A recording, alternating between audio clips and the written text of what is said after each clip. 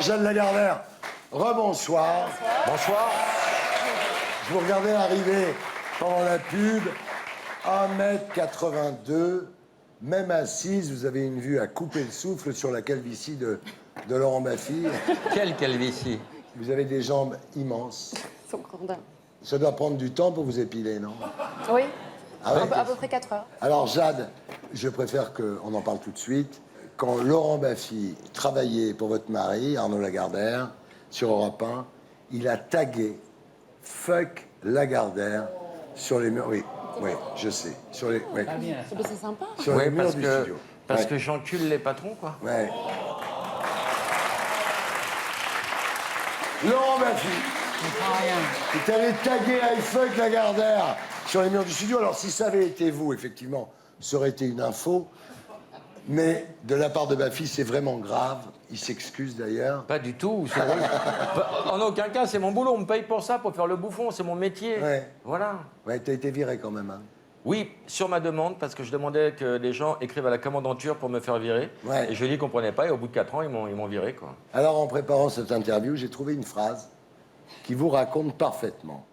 Vous avez été emmerdé toute votre enfance parce que vous étiez plus belle que les autres. Et vous allez être emmerdé toute votre vie parce que vous êtes plus riche que les autres. Voilà. Alors, vous êtes donc l'épouse d'Arnaud Lagardère.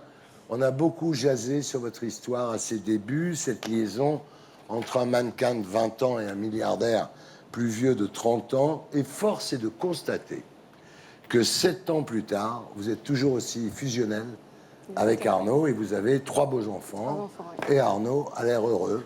Il est heureux, je vous confirme. Et je suis heureuse aussi. Alors, Arnaud Lagardère a 56 ans, vous 26. Il mesure 1m65. Vous mesurez 1m82. Il est tout petit, regardez, tout petit. Non, j'ai des talons, là. C'est quoi le plus difficile à gérer dans votre couple? La différence de taille ou la différence d'âge? Bon, à un moment, ça m'avait blessée, évidemment, toutes ces remarques au tout début de notre relation. Mais aujourd'hui, on en rigole. Parce qu'effectivement, des préjugés, il y en aura toujours, des critiques, il y en aura toujours. On ne peut pas plaire à tout le monde. Et voilà, moi, je suis une femme très heureuse, une maman épanouie. On a 3 magnifiques enfants et voilà. Ça plaît pas. Alors, en tous les cas, il n'y a pas de différence dans le look, parce que vous êtes toujours habillés à peu près dans les mêmes couleurs tous les deux. Voilà, donc quand il est en noir, vous êtes en Parfois noir. même, on les confond. Ouais, ouais. On aime bien ça sortir. On aime bien ça sortir, oui. Mais c'est mignon, non? Je pense que on n'est pas l'unique couple à ça sortir, non? Alors, Jade, vous êtes née le 26 septembre 1990. Oui. Là, je me lance, hein, à Oulu. Woluwe Oula. Saint-Lambert. Voilà, j'ai bien fait. Saint-Lambert, c'est facile. En Belgique, votre père était gérant de supermarché, votre mère s'occupait de ses 5 enfants. Il divorce quand vous avez 15 ans et vous vivez très mal la souffrance de votre mère à ce moment-là. Exactement, oui. Je pense que, comme beaucoup d'enfants, j'ai énormément souffert de cette séparation. Parce que mon papa partait, revenait, repartait. Ouais. Et ça a été très difficile pour eux. Mais bon, on s'en sort et c'est ce qui nous forge le caractère et c'est ce qui nous rend plus forts en général. Voilà. Alors, à l'école, on se moque de vous parce que vous êtes trop grande. On vous appelle la girafe. On vous appelle l'asperge. Bon, je suis pas à plaindre, hein. Je vais pas non plus faire mon petit Calimero. Mais c'est vrai que quand on est enfant, on a nos états d'âme et il y a des choses qui nous blessent et on a un dosage un peu différent de souffrance. Et c'est vrai que moi, j'en souffrais beaucoup. Et quand je revenais à la maison, ce qui me faisait du bien, c'était écrire. J'allais dans ma chambre et Vous j'écrivais. réfugiez dans l'écriture très jeune. Très petite. Absolument. Ça t'a grandi, quelque part. Ça m'a donné beaucoup de maturité très, très jeune. Et le seul moment où vous oubliez ce complexe, c'est quand vous faites vos premières photos pour Carrefour. Ils avaient besoin d'une fille qui puisse porter une culotte 10 ans, mais avec un 85A. Il n'y en avait pas 50 000 et vous vous dites, là, c'est le moment d'y aller. Vous y allez et vous le faites.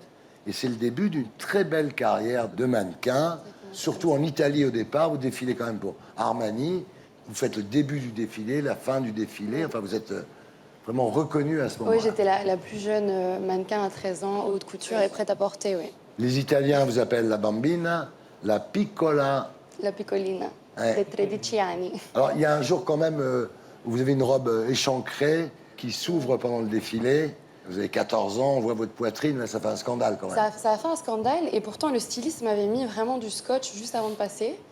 Mais il s'avère qu'en défilant, juste à la fin du podium, la Ouais. robe s'est ouverte malgré les scotch, on n'avait pas tout vu. Et ça a évidemment fait un choc, je les comprends. Et Ouais. sur le moment, bon, j'ai compris tout de suite la polémique, mais c'est vrai que quand on est enfant, on ne se rend pas compte, on voit pas le mal, on a cette naïveté quand on est enfant. Alors à l'école, la jalousie devient à ce moment-là insupportable. Il y a même un jour une fille qui vous fait tomber, qui vous crache dessus, Vous êtes bien renseigné. et ça se termine à l'hôpital. Oui, je suis allée à l'hôpital. Mais je lui ai pardonné, Vous lui avez pardonné? Oui, parce qu'elle s'est excusée quelques années après. Ah oui. Alors je l'ai pardonné, mais je l'oublie pas.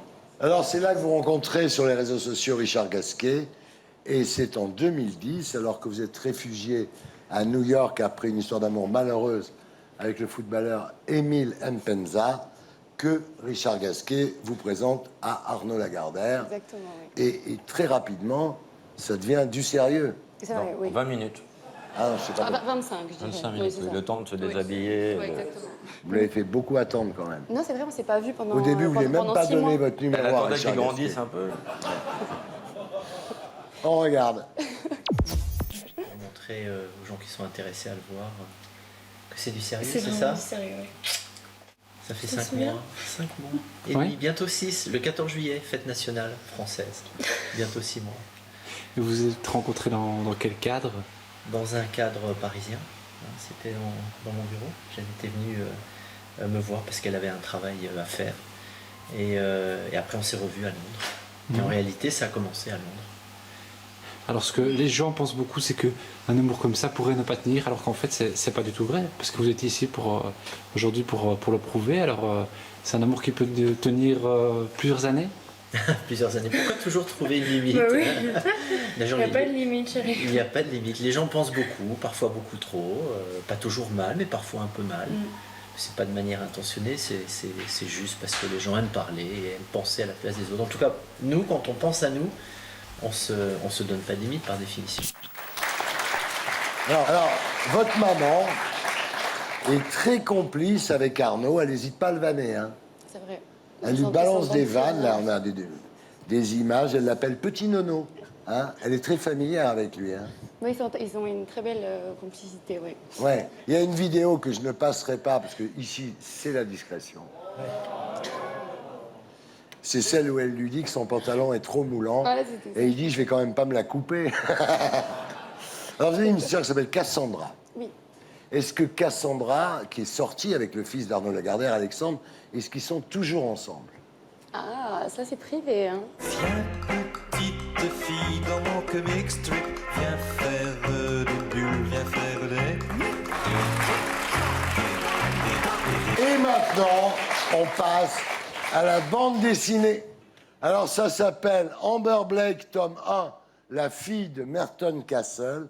Le scénario est de vous, les dessins sont de Butch Guice, et c'est publié aux éditions Glénat. Voilà. Alors, le pitch, c'est l'histoire d'Amber Blake, abandonnée à l'âge de 5 ans, qui grandit au sein d'un réseau d'écoles pour enfants issus de milieux défavorisés qui s'appelle Cleveland. C'est des enfants dont le potentiel intellectuel Exactement. est très important. Hein. Et au Cleveland de Londres, donc, elle réalise que le directeur est un pervers assez diabolique qui abuse des jeunes élèves. Voilà. Elle s'échappe. Elle est recueillie par une organisation secrète qui combat les trafics d'organes, la prostitution, la pédophilie. Et avec le beau Matt Bolan, elle se transforme en justicière. J'en dirai pas plus parce qu'il y a plein de twists, il y a plein de rebondissements. C'est bien fait, hein? Super dessin, j'aime. Ouais, en Elle plus. vous ressemble? Ouais, alors voilà. C'est marrant, vous avez créé une héroïne qui est vous en mieux, quoi. Ah ouais, complètement, c'est Ouais. 100 fois mieux. Ouais. Complètement, oui. Tout le monde vous demande si vous voulez faire un film avec ça, j'imagine, non? Beaucoup de personnes me le demandent, oui. Ouais. Et je vous répondrai que ce serait un rêve, évidemment, de Faudrait pouvoir trouver offrir un Amber financement, Blake. quoi. Mais je dirais que carrément, il faudrait trouver le financement, mais surtout, j'aimerais faire aussi une série télé. J'ai tellement de choses à vous raconter sur Amber Blake. Tu connais pas des gens qui ont du blé, non? T'as pas de contact? Et t'as toi, pas... est-ce que tu en connais pas? Il est bourré de thunes, lui. Non, mais T'as raison. Ouais. Tous les deux, vous pouvez Non, mais ça, présenter. ça c'est le tome 1. Ça, c'est le tome 1. Le tome 2 est déjà écrit et sort en janvier 2018. Ah ouais. Oui. Tout est prévu déjà. Mais moi, j'ai commencé à écrire l'histoire d'Amber Blake qui a souffert énormément parce qu'elle a été violée, torturée. Je parle de sujets qui me révoltent depuis toujours. Et c'est vraiment un message d'espoir parce que c'est pour prouver que même en ayant souffert énormément, on peut s'en sortir, mais surtout, il faut s'en sortir. La C'est pas en résilience. restant Oui. dans sa souffrance. qu'on s'en sort. Est-ce que vous, dans les milieux que vous avez fréquentés quand vous étiez mannequin, est-ce que vous avez été victime de prédateurs? Bah, il y a des petits clins d'œil. Si on me connaît, on verra qu'il y a certains clins d'œil dans la bande dessinée Amber Blake.